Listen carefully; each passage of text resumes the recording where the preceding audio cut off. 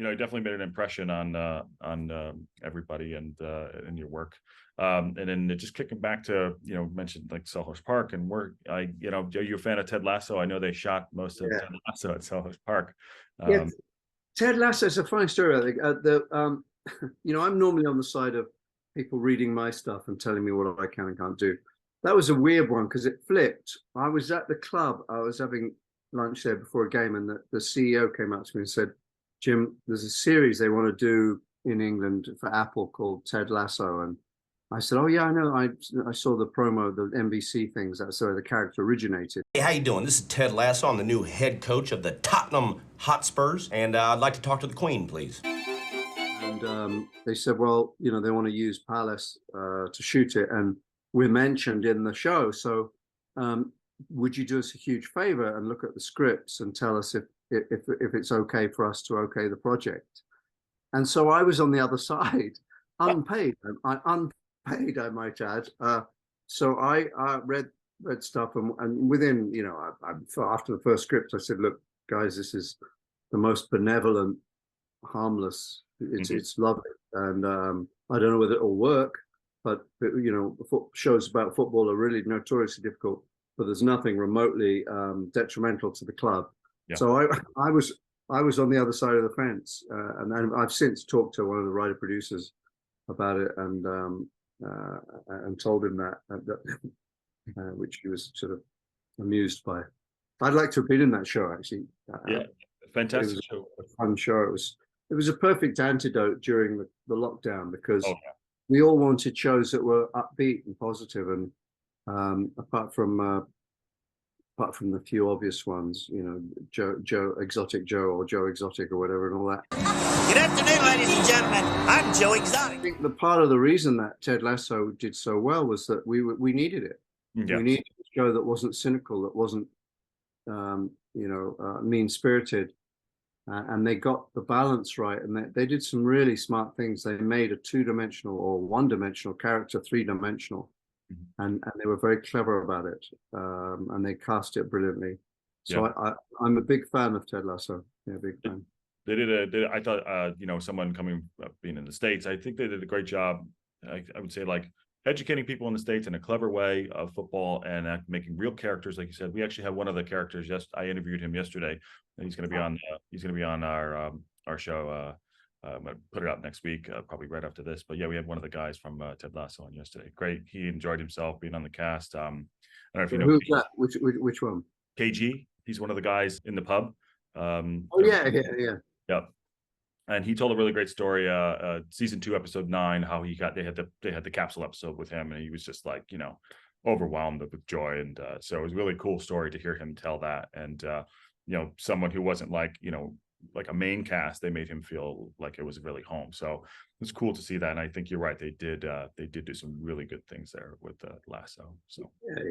I mean, you can pick the football stuff apart because most of them look like Sunday morning players, but it wasn't about that. The football was almost irrelevant. That's why it succeeded. I think it was more successful with non-football audience than football audience, because we weren't, we were all going, oh, they'd never do that or whatever. Yeah. Whereas for people that didn't know anything about football or soccer, didn't care or didn't know, so it worked. I think really well as a universal kind of show, and that's hard to do. It's hard to do.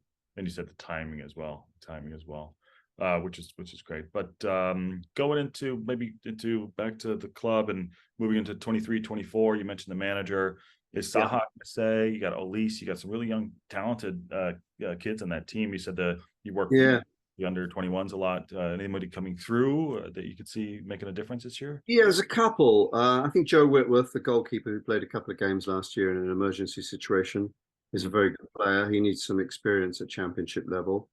I think there's Jezrin Raksaki has had a great season at Charlton Athletic. He'll be knocking on the door, but he may go on loans for Championship Club just to get one more season under his belt. These are young guys, 18, 19. David Ozo is a powerhouse. He's a midfield player, very, very strong player. He's probably close to being ready. Really?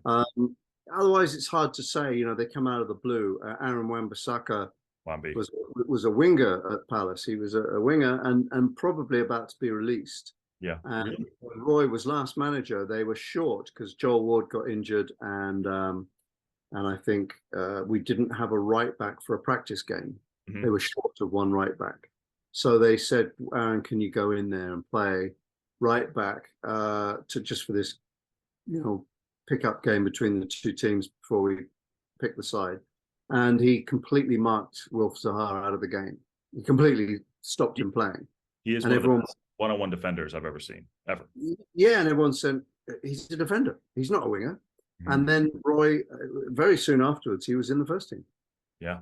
And then was sold to Man United for 50 million. So that was an extraordinary story. I mean, he honestly was about to be released, Really? and then suddenly he became a 50 million pound asset. Mhm. And that's a you never know. And Wilf, who is probably our greatest academy product Yes. in terms of longevity. Wilf was in a year with Johnny Williams, who's played for Wales but has never got above League One, League Two level really. Mhm. And Johnny was considered, the hot young prospect. Wilf wasn't a standout, even though he'd been at the club since he was 8, until about 17, and then suddenly people went, "Oh, he's probably got it." They always knew he had the ability, and they stuck him in the first team, and history was written. Yeah, and it's good. I mean, I'm a United fan, and we were able to get Wolf and send him back. It didn't work out, but I'm glad. Yeah, But he was too young, when he went, and he's also he's a very specific personality. He needs to be in an environment where he's comfortable and loved.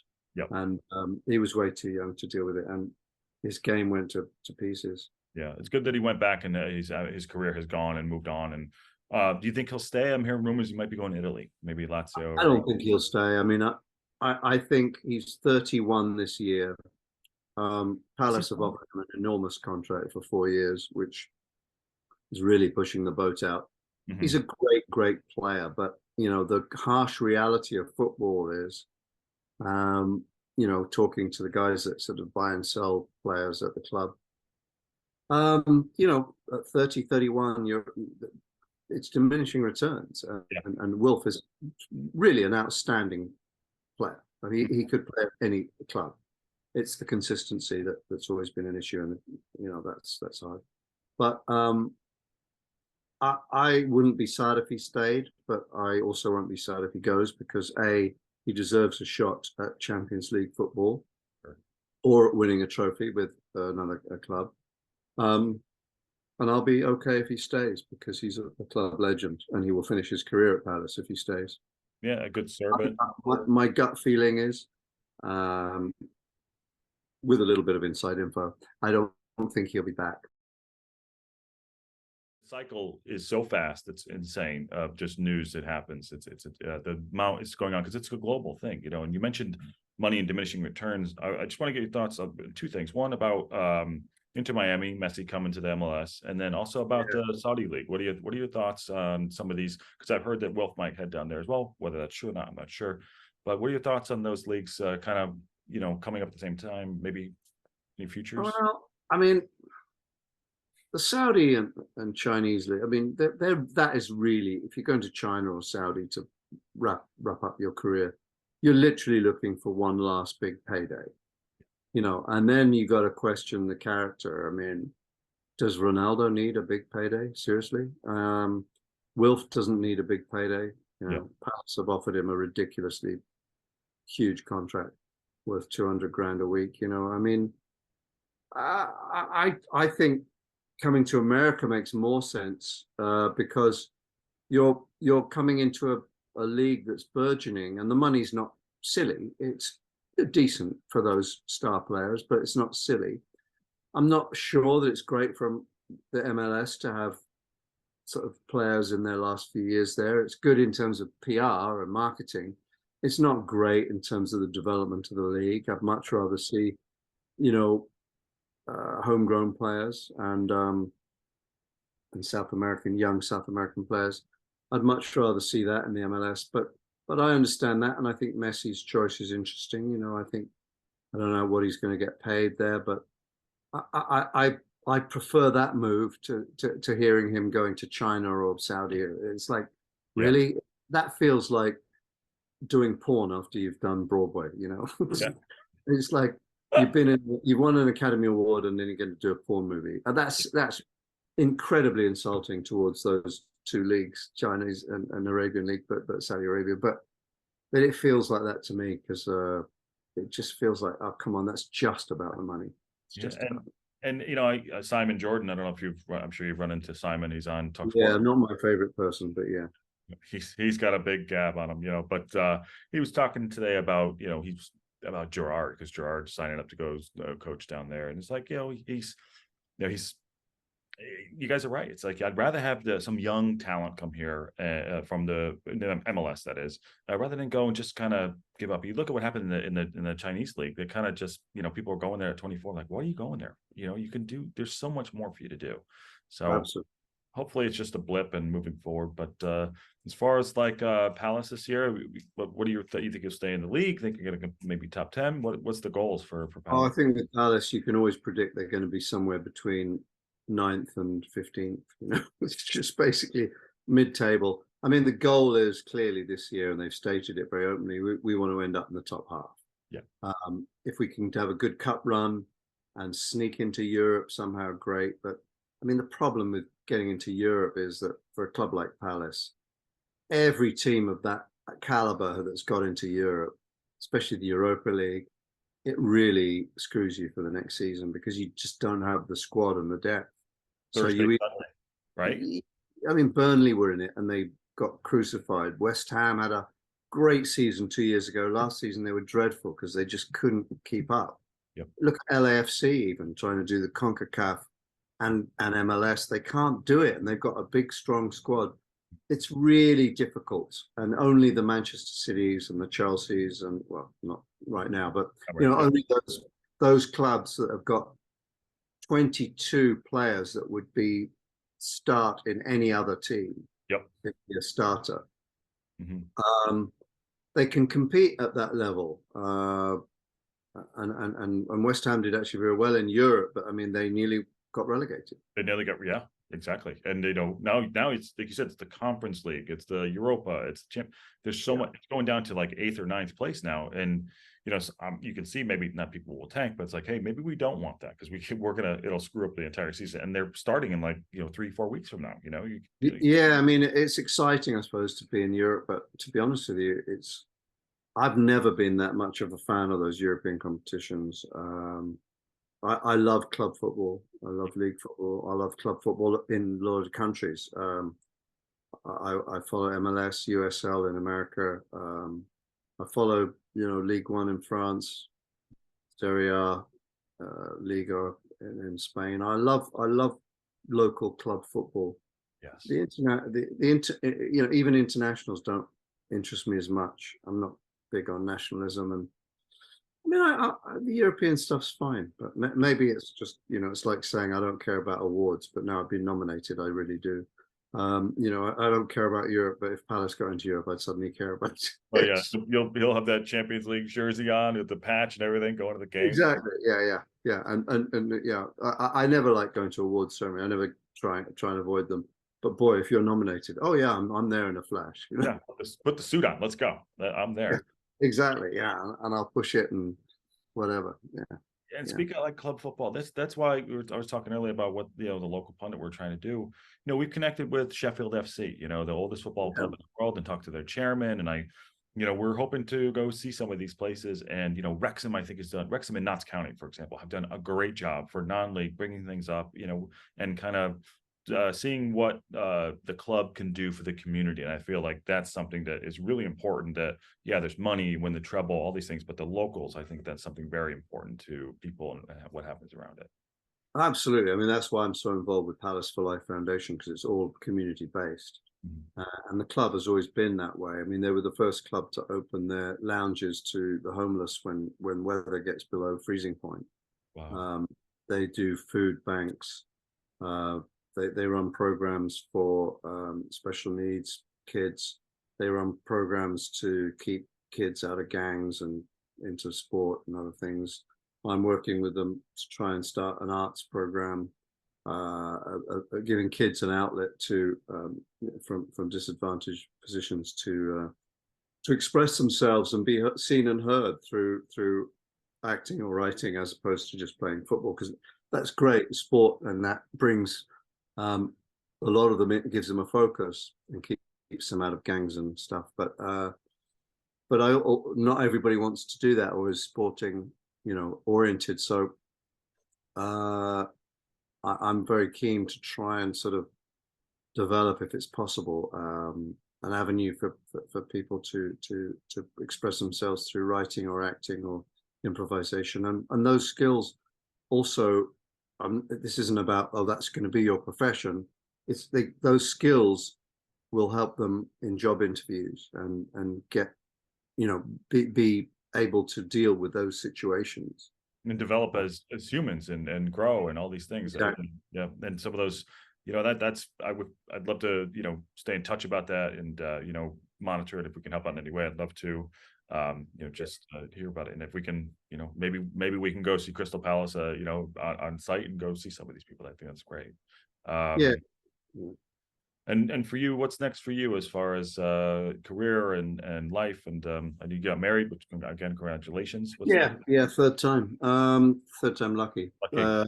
So I've got a film that's supposed to be going here for since pre-COVID, but it keeps getting, and now it's been delayed by the strike. About, it's kind of an English Seabiscuit film that I wrote and will also be in, true story, with Jeremy Irons and Minnie Driver in the two lead roles. And it's a film I really am passionate about, and we're very close to getting it all together. It's just getting the sort of financing finalized. So that will be up probably next. I still act when people ask me. I've got a film coming out sometime, I think, later this year, called The Queen Mary, which I play the captain of the Queen Mary in the 1930s, the famous ship. And this is where I'm at. Perfectly honestly, as I said, I've already, like most actors, unlike most actors, have revealed my age. I'm 67. I have had a wonderful career, been very fortunate. There's a lot of other things I want to do with my life. I want to continue acting and writing. I don't want to be knocking on doors every day anymore. So when people ask me to do it, I'll do it, and I enjoy it. And I have projects that I'm developing, and several projects. But I also want to travel and live a different way than I have done. I've split my time. I've lived in LA since 1985. And then I bought a place here 5 years ago, and I've split my time. And now we're actually looking at possibly, because now, as you know, as an actor, you don't need to, be anywhere. You don't audition in rooms, and you don't. Mostly, I just either get offered something or I don't. And if I have to go do a self-tape, I do a self-tape, and I can do it from anywhere. Yeah, it's so easy these days. If you want. Yeah, so you don't have to be there, and as a writer, you don't have to be anywhere. And I love LA and I love California, but I just feel like I want a new challenge. I'm really enjoying being in London. We're spending, as I say, originally I wanted to spend 3 or 4 months of the year here. We've spent more like 4, 5 or 6 a year. And I'm thinking and looking at buying somewhere in France or Spain, possibly, withdrawing from the US, which would be a big thing. I've been there for over 40 years, and my daughter was born there and still lives there, but she just was over for 6 weeks, and she's talking about trying to get a job in London. So who knows? It'd be kind of, I'm definitely well into just starting the third act of my life, and I'm interested in new challenges, and the idea of being in London and having an escape into better weather that's not 10 hours or 11-hour flight, but just 2 or 3 is a very appealing idea to me. And then, you got to, and all staying active will keep you, mentally young, and, new challenges. And that's great. And then, for me, I think I've known you probably 15 years, not like intimately, Yeah, but at least. Yeah. Yeah. And, I've always enjoyed my time talking to you, and I'm really happy you came on, and, I wish you all the success. And so hopefully we can talk in the future. And I just really am happy you came on. So thank you very much. Thank you. Thank you. And I hope this show is a resounding success.